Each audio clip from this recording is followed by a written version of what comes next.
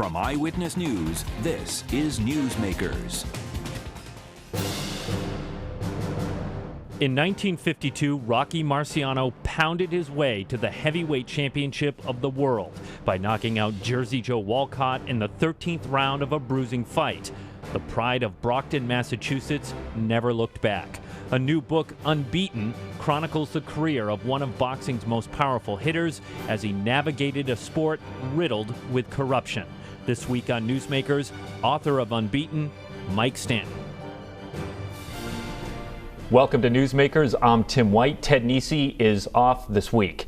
Our guest on the program, as you heard there, Mike Stanton. He is the author of Unbeaten, Rocky Marciano's Fight for Perfection in a Crooked World. And a lot of you might recognize the name, Mike Stanton, longtime byline in the Providence Journal. He was an investigative reporter there. He is now a professor of journalism at the University of Connecticut. Mike, good to have you on the program. Great to be here. Good Congratulations morning. On the book. I loved it. Thank you very much. We wouldn't have you on the show unless I liked it. So that's a, well, that's a good sign. I wrote it for you too. Thanks. And look, I'm not a big boxing guy. I'll catch a match here and there, but I enjoyed the book nonetheless, and we're going to get into why, because it's not really a book about boxing, or it is about a boxer, but I think it talks about a lot more. But I want to talk about boxing first.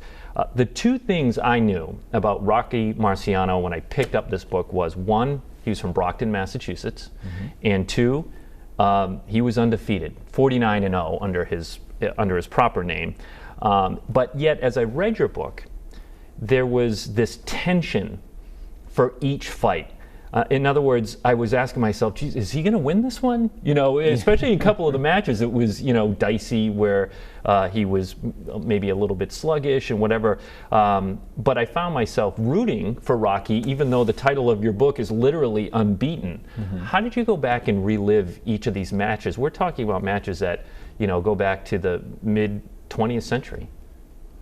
It really was a remarkable time, and I'm glad you said that about it's more than about boxing, because I didn't come to this as a boxing aficionado or an expert, although I did cover it some early in my career. Yeah, you were a sports writer. And I met Joe Louis. I met Joe Louis late in his life when I was working in Detroit for the Associated Press. And it's a fascinating subculture in America, and it's a fascinating window into our history and the characters and the immigrants and post-war America and the American dream, and they're all trying to fight for identity in the ring. And in the industrial age, it's this place of individuality where you can overcome with your own muscles. And here's Rocky Marciano. Yes, he was unbeaten. He was the only heavyweight champion in history not to lose. But he had so many obstacles working against him. He came from a shoe factory town of Brockton. He feared desperately having to go to a life working in the mill like he saw his father do. And he was the son of immigrants.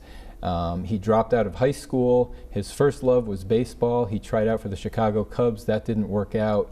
And boxing was really the only alternative he had. And he was 5'10". He was 185 pounds. He was clumsy. He was awkward. He got into boxing late in life. And his trainer said, I got a guy who's balding and stoop-shouldered and has 2 left feet. He don't look so good on style, but his opponents don't look so good on the canvas. And he had 2 things. He had a punch that was nicknamed the Susie Q. And he could take a punch. And he could take a punch. And he could take punishment. Yeah. And I think he took that immigrant struggle that he saw his father and his family go through, and he brought Brockton into the ring with him. And he wasn't going to lose no matter what. When he gets knocked down for the first time in his career against Jersey Joe Walcott, fighting for the title under the bright lights, he doesn't wilt. He comes back in the 13th round when he's losing on points. He'd been blinded in the middle rounds as the mafia may have tried to fix that fight, and a mysterious substance got in his eyes and blinded him. And he knocked him out with one of the greatest punches in history and became the heavyweight champion of the world. We saw that punch at the beginning of this program. There was some of the video of that at the time. Some of those title bouts were televised, but not all. And back to the original question, how how were you able to get such detail on the matches when not all of them were televised, not all of them were recorded? How were you able to relive them? Well, they weren't. And obviously the ones that were recorded, I got the tapes and I watched them and I slowed them down. I read his accounts of the fights. You know, this was a golden age of sports writing and sports in America as well, Tim. And there were so many great, you know, New York City had 24 newspapers, magazines like the Saturday Evening Post and Life and Sports Illustrated and the Police Gazette had great rich stories and writing and detailed accounts of these fights. The New York Times would have ring by ring, blow by blow accounts, and you had some of the greatest writers, you know, people like A.J. Liebling and Bill Hines, who would be, you know, doing these accounts. One of the most gripping fights I wrote about in the book is a fight that was not filmed. When his first big fight at Madison Square Garden, he fights Carmine Vingo and almost kills him. Almost kills him, right. And there was a writer, Jimmy Cannon, another great writer, who was in the locker room with Vingo when he was brought there in a coma, and later visits him in the hospital and has really rich descriptions. So I used all of those things, and I found accounts from, you know, Rocky's own words in interviews and his families and friends and relatives who I was able to talk to as well. I want to talk about the violence of the sport and really some of the parallels I found in reading your book, and you can correct me if you disagree, with the NFL. But before we get to that, as you point out, Rocky fought in the heyday of boxing, but that also meant organized crime had its tentacles in the sport, and mobsters were able to persuade some fighters in other fights to take a dive, and so their matches were fixed. Okay, how confident are you that Rocky's 49-0 record is unstained? Well, I don't think we can be totally confident. I mean, I think he beat, you know, when he got into the limelight and he was a contender and then a champion, I think those fights were on the level. I think in one instance, you know, I found evidence that they might have tried to fix the fight against him when he fought Walcott for the title in Philadelphia, and he overcame that with a knockout. Otherwise, the fear was that the decision would have been, you know, tilted the other way. The earlier fights, you just don't know. I mean, there's so many variables. Certainly, Rocky never took a dive because he never lost. There was one fight when he defended his title against Don Coquel, the British champion, in San Francisco, that he was asked to take a dive. He was offered money by a couple of gangsters, and he threw them angrily out of his locker room and said, you make me ashamed to be Italian. You know, don't disgrace our race like that, because he was sensitive to that stereotype. The other interesting thing about this book for me, and I'm sure for you as well and our listeners in Rhode Island, is that he fought 29 times in Providence at the old Rhode Island Auditorium. And I really delved into the rich history of what Providence was like in the late 1940s and early 1950s. And you had the wise guys and the bookies. And the rise of someone named Raymond Ellis Patriarca. Yes, a young Raymond Patriarca in the back with all the bookies during the fights. I talked to one gentleman in Cranston whose uncle was a bookie, and he was a teenager, and the uncle would get him front row seats, and then the uncle would be back with Patriarca doing business, and the kids loved it. And in fact, I mean, this is such a Providence story. I worked at the Journal for years, and our human resources director, Tom McDonough's father, also named Tom McDonough, was a stick boy for the old Rhode Island Reds, the old Providence Reds at the auditorium. And he would work the fights, and he would set up the seats, and he would get a front row seat to the match. And he described a Rocky fight where Rocky hit his opponent so hard that the opponent's mouthpiece flew out of his mouth and landed in Tom's lap. Did he keep it? No, he said the trainer, somebody came over and took it and put it in the water bucket, and Tom didn't even touch it. Before the time of eBay, when he could have capitalized off of something like that. Exactly. One of the newly unearthed discoveries in your book was Rocky got into a jam while he was in the military, and he was court-martialed. In fact, you supplied us with a mugshot that I believe before your book was published had never been seen publicly before, and we have it on the screen here. This is a military mugshot of Rocky Marciano. Briefly, what was the crime that Rocky committed? And I'm really interested in how you found it as a reporter. Rocky was serving with an Army Combat Engineer unit in England during World War II, and they were stationed near Swansea, England, getting ready to embark for D-Day. And his unit was confined to base, and he and another GI snuck out off the base and went into town and went to a pub, and they met a couple of British civilians who worked for a local airplane company, and later they went back to the civilian's apartment and they were drinking and hanging out. And the other GI that Rocky was with was more of the instigator, and he was desperate for money. He was asking the British guys for money and they wouldn't give it to him, and he wound up robbing him, and Rocky wound up helping him. And they were later arrested and court-martialed, and Rocky did not go to Normandy for the D-Day invasion. He might was have in a saved his life military stockade. It might have. And it seemed to me from your book, he was pretty embarrassed. Of course, he died. We should point out, Rocky Marciano died in a plane crash in 1969. You did not have the opportunity because of that to interview him, but the way you wrote it to me seems like it's something that he was ashamed of. Well, he was a young guy. He made a mistake, right, and he paid his debt. He was sentenced originally to 7 years, and it was reduced to 2. He served 2 years. He was shipped back to America. He was in a military prison in Indiana. And that part of his story was always glossed over in the history, because in the 1950s, you know, sports figures were heroes. And he was kind of the symbol of American masculinity and the American way of life during the Cold War. His manager liked to say he punched like the atomic bomb. He was reluctantly cast as the Great White Hope, and we can talk about that a little more later in his friendship with Muhammad Ali. But he was this all-American boy, and you know, that was a very true image, but there were rumblings that he had had a problem in the Army. It was never reported. And then when I was researching this book, I went to the National Archives in St. Louis, where they keep the military records, and I requested his military file. And the archivist said that, well, we've digitized his record because he was a prominent person, and you can get that on a CD, but we also have this paper transcript of his court-martial. And so that was kind of a stunner to me. Yeah. Can I have that, please? And it was over 200 pages. I took that too. And it was over 200 pages of court testimony and police reports. So that's just the thing that is, sorry to interrupt, but it's wild to me that was, as you put, glossed over, because it is such an important part of how Rocky became a boxer when he was shipped off and he served his time. That's where he got his really was. start. So do you think early writers knew that had happened and they left it out? I've wondered about that. I did find Sports Illustrated let me go into their archives, and they were affiliated with Life magazine, of course, and a Life magazine reporter went to Brockton in 1952 researching his life before he fought for the title, and sent back a detailed report, you know, much of which was never published. And she said, I've heard stories that he had some trouble in the Army. And I think to the extent that people knew about it, they thought it was just kind of youthful shenanigans, barroom brawling that got out of hand. And I wonder about clearly he had good friendships with sports writers. They admired him, they liked him, and it never came out. But what's interesting about that, as you say, it might have saved his life and possibly his boxing career, because he stayed in the Army after the war ended.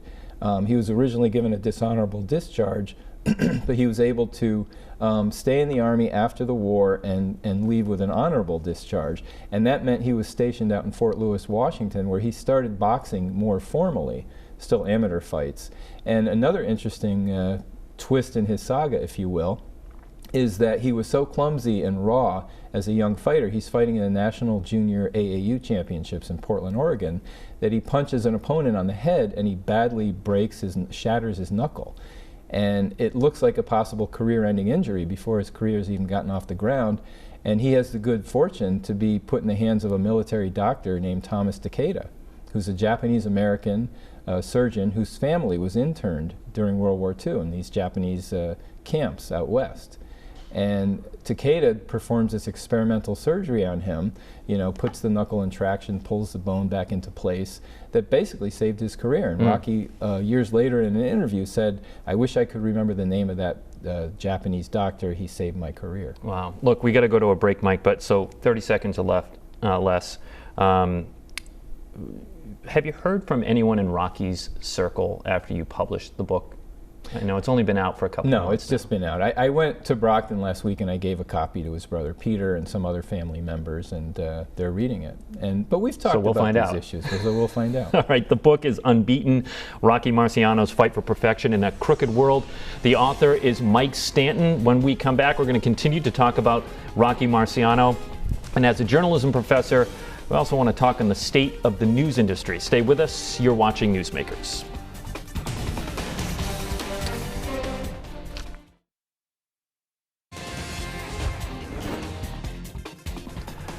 Welcome back to Newsmakers. I'm Tim White. Ted Nesi is off this week. Our guest is Mike Stanton. He is the author of a book on Rocky Marciano called Unbeaten. We're going to take a break about talking about this book for a moment. Mike is a professor of journalism at the University of Connecticut. And on Thursday, Mike, we're taping this on a Friday, 5 people at a local newsroom in Annapolis, Maryland, were shot and killed, others injured after a gunman opened fire at the Capital Gazette. That's a newspaper owned by the Baltimore Sun.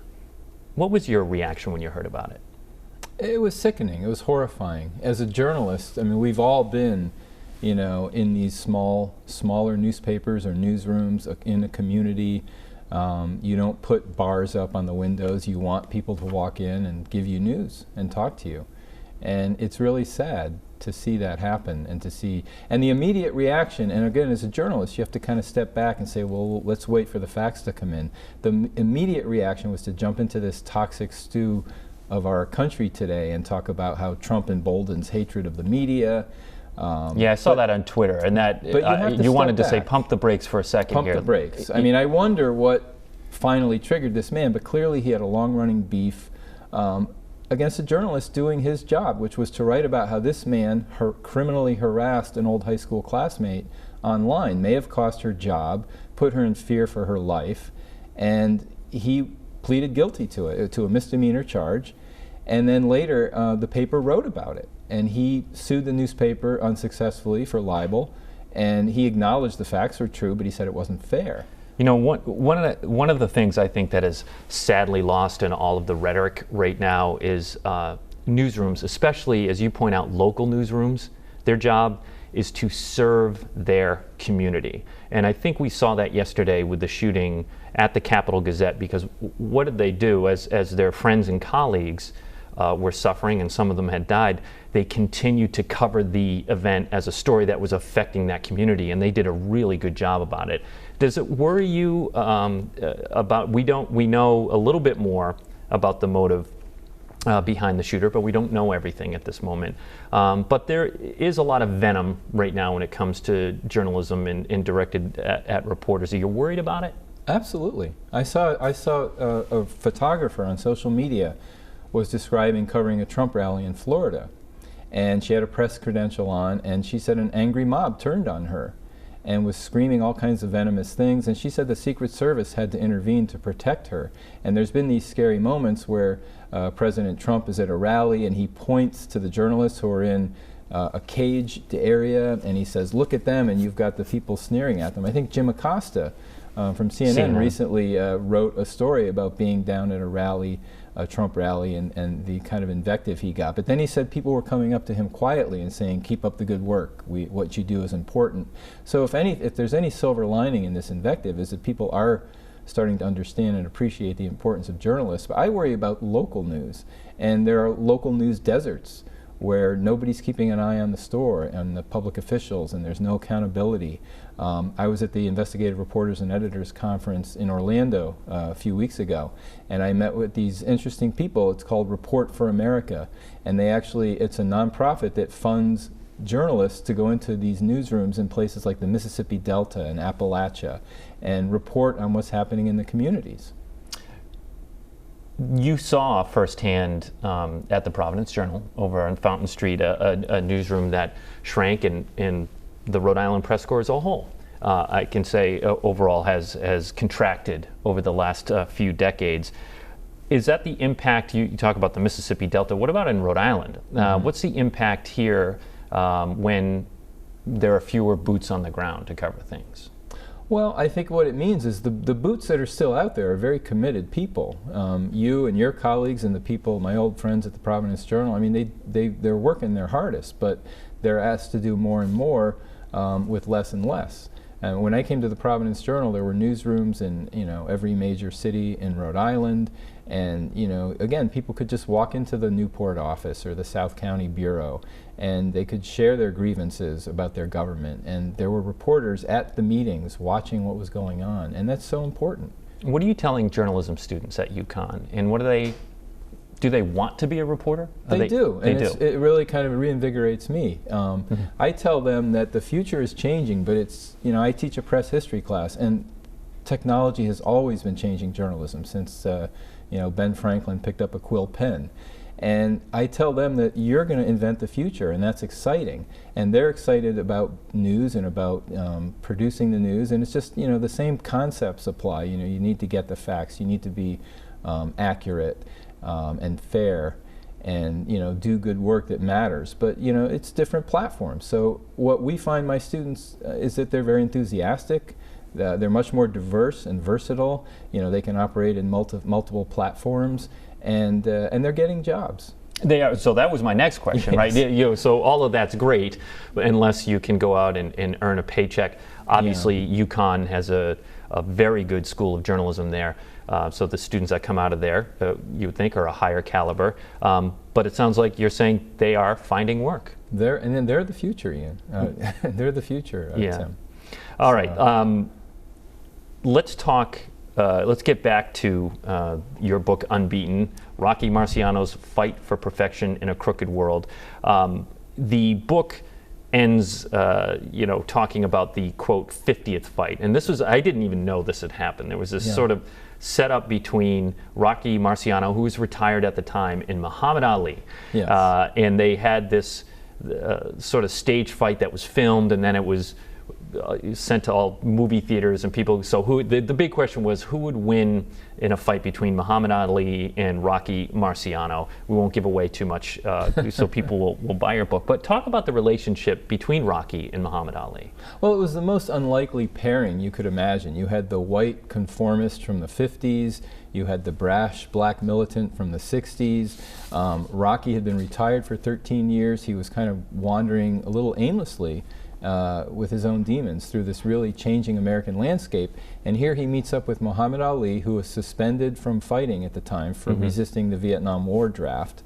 And they actually bond. This photo is a family photo that was given to me of them fooling around outside the Miami studio where they filmed this fight. And they actually bonded. I spoke to Rocky's brother, Peter, who was there, and Muhammad Ali's wife at the time, Belinda, who was there. And they both described this amazing scene one day during a break in the filming. Muhammad and Rocky are sitting at the side of the ring, and they're sharing grapefruit. And as they're sharing grapefruit, this is 1969, they're talking about all the racial strife in America, all the riots in the ghettos. And they say, what if you and me, a white man and a black man, got on a bus and we went to Watts and we went around the country and said, look, we can all get along. And they started whipping each other up. And he's like, would you do it? Would you do it? Like a unity tour. Yeah, and they were like all excited about it. I had that vision of Robert F. Kennedy in Indianapolis after Martin Luther King was assassinated. And just could have been such a powerful moment. But tragically, a few weeks later, Rocky got on a plane in Chicago to go to an event in Des Moines, Iowa, and he died in a plane crash. Reading the book, it struck me how popular boxing was at that time. And it, as we said, big bouts were televised nationally, and it really made me think about how Americans view the NFL right now. It is hyper popular, the most watched thing on television by far in the ratings. The other thing boxing and football share is the violence, yes. Right? And it struck me that Rocky predicted towards the end of his life the downfall of boxing. And it's hard to understate how popular boxing was at that time, but you get that sense in your book. Should football fans and professionals look to boxing to predict its future? Well, I think Rocky was really a prophet, and he was very introspective for a guy that dropped out of high school. And late in his life, he's in London. He's hanging out in his hotel suite, and a writer stops by. And he gets really introspective, and he says, I worry about my children and my grandchildren watching films of me and thinking I'm a brutal ruffian. And he goes, in 50 years, boxing's going to be fading away, and we're going to be the last of the gladiators. It's just too violent to continue. And I was really drawn when I was especially writing about the Carmine Vingo fight, where he almost killed Vingo and was very remorseful about it. And there was a lot of hand-wringing then about violence in sport and the bloodshed and the fans' lust for violence. And a lot of what you see in the NFL today, there's a lot of talk about concussions and safety measures that can be imposed to make things safer for fighters. But come on, you got two guys trying to kill each other. So how much can you really make that safe? Right. All right, look, Mike, we have about a minute and a half left here. as I said at the top of the show, a lot of people know your first book, the best-selling Prince of Providence, the story of Buddy Cianci. I'm sure they're going to get to know Unbeaten, about Rocky Marciano. The question to you then is, what's next? Are you thinking of any other books? I've thought about writing a biography of Raymond Patriarca, the New England mob boss, and I would call it the last mob boss, because he really encapsulates the history of organized crime, from his start in the bootlegging days of the 1920s to the mob's stake in Las Vegas casinos in the 80s when he passes away. And it would be my Providence trilogy, because when I was writing the Cianci book, I got captivated by Buddy's youth, going to see Rocky fight at the auditorium, and obviously Raymond was a big part of the culture of Providence that Buddy came of age in. And then obviously doing this book, I found the friendship between Patriarca and Rocky interesting, and so maybe now it's time to do the trilogy. When you say it, there are a lot of 20 seconds here overlap between all three of those. I mean, they each make a cameo in all of your books in many ways. Mike Stanton, author of Unbeaten, Rocky Marciano's Fight for Perfection in a Crooked World. Congratulations again. Really appreciate it. And if you missed any of our interview, it's online, WPRI.com. I'm Tim White. Ted Nisi will be back next week. Thanks for watching Newsmakers.